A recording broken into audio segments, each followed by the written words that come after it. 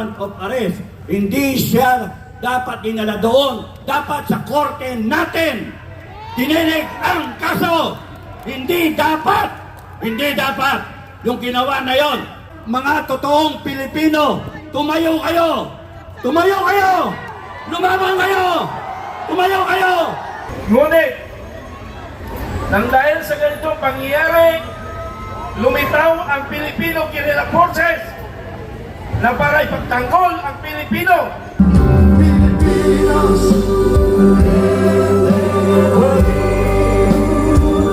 ang tunay na nagmamahal sa atin. Laban yan,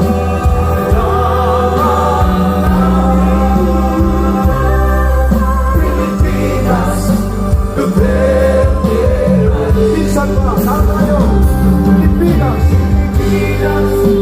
Duterte pa rin. Ang tunay na nagmamahal sa atin. Putihan ang ating bansa, magkaisa tayo! Magkaisa ang Pilipino! Alam niyo mga kaibigan, bakit tayo nagkaganito?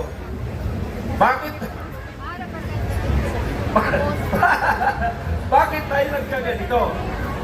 Dahil nga sa panahon namin ni Pangulong Marcos Sr.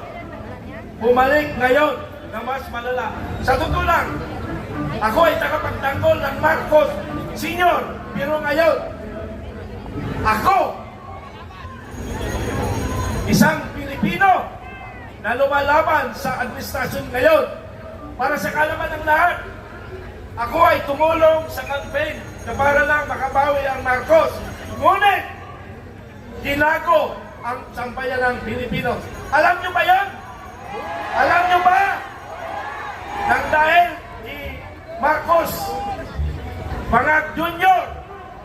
magkawatak-watak ang Pilipinas. Ang Pilipinas, ang lupa ng Pilipinas, maghihiwalay-walay pag hindi tayo nagkasundo-sundo.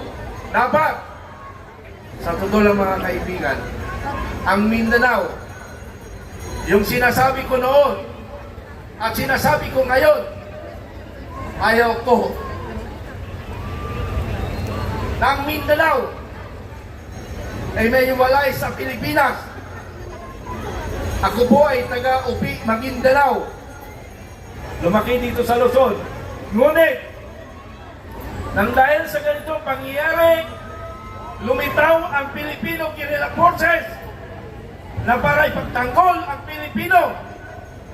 Ngunit, hindi kami basta-basta nakakapasok dahil ang amin, tinitignan namin si Captain Dado na sa paligid lang natin, satellite view.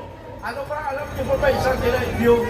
Tinitignan niya ang sitwasyon ng buong bansa na sana tayo ay magkaisa-isa. Sana tuloy-tuloy tayo sa pagkakaisa. Pwede ba yan? Pwede ba pagkakaisa? Okay. Sa mga kababayan ko, magkaisa tayo. Sana ang Pilipino, hindi tayo magkawatak-watak. Isang buo, isang Pilipino. Maraming salamat, Filipino Guerrilla Forces. Nagtatanggol sa inyo. Duterte! Yan! Ka namin dito sa Pilipinas. Hanggang may kumakandidatang Duterte, susuportahan namin. Yan ang luha, talaga ng luha mula sa puso. Hindi siya party mo. Hello, ate. Love you. Kailangan man ko, oy. Yan ate. Meron pang isa partner ha. From Antipolo din. From Valenzuela, galing Bicol. Simula nang namuno si President Duterte, doon ko lang naramdaman na meron tayong presidente!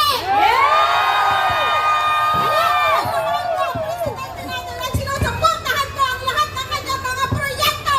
Ibalik si Tatay Digong!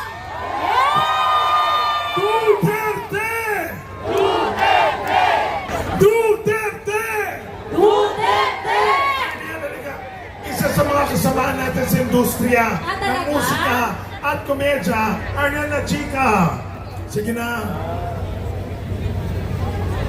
Sabihin, sa dami ng kabutihan at kagandahang asal na naramdaman at na-experience ko kay Pangulong Duterte. Medyo naano ko kasi itong pong presidente na nakaupo ngayon, isinuko ang ating soberenya at kitang-kita naman natin sa mga nangyayari. Tatay, tingnan mo ang sambayanan mo. Kung hindi ka kayang panindigan ng Pangulong ito, ang sambayanan mo ang titindig para sa'yo. Ingatan mo ang sarili mo, inatay namin ang pagbabalik mo, dahil alam kong mahal na mahal mo kaming lahat, at mahal na mahal ka rin namin, tatay. Tama! Ano na chika mo? Duterte! Duterte! Tayo para isigaw ang ating nararamdaman. Huwag kayong matatakot. Isigaw ninyo ang tama. Isigaw ninyo ang karapatan ninyo. Isigaw ninyo ang dapat na ginagawa ng mga otoridad kasi sila ang pinapasweldo natin. Sila ang ating mga naninildihan. Magandang gabi. Magandang gabi. Picture. Magandang gabi. Luzon, Visayas, Mindanao, lahat ng Pilipino from all walks of life. Magsasaka, mangingisda, basurero, vendor, tricycle driver, mayaman, mahirap, kung ano man ang propesyon, walang baliwala yun. Lahat tayo ay naninindigan para sabihin na ang Pangulong Duterte ay hindi binigyan ng pagkakataon. Pineke ang kanyang warrant of arrest. Hindi siya dapat dinala doon. Dapat sa korte natin dininig ang kaso. Hindi dapat yung ginawa na yon. Kaya kayo, gobyerno, bring him home! Bring him home! Bring him home! Mga Pilipino from all over the world, mga Pilipino sa ibang parte ng mundo, Pilipino, mga totoong Pilipino, tumayo kayo! Tumayo kayo! Lumaban kayo! Tumayo kayo! Isigaw ninyo ang inyong karapatan! Sumigaw kayo! At gawin natin sa mahinahon na paraan, hindi sa digmaan. Wag! Doon tayo sa matahimik na paraan. Naintindihan ninyo? Naintindihan ninyo? Pero pagka kayo ay inapi, tumayo kayo. Pag kayo binastos, nirakan, dinakawan, tumayo kayo. Hindi pwede yung ganito. Mga Pilipino all over the world, maraming salamat sa suporta nyo. Mga Pilipino sa buong Pilipinas, maraming salamat. Araw-arawin ninyo, tumayo kayo hanggang sa matapos ito. Tapusin natin ito. Tapusin natin ito. Itaguyod ninyo ang ating karapatan, ang ating konstitusyon, preamble,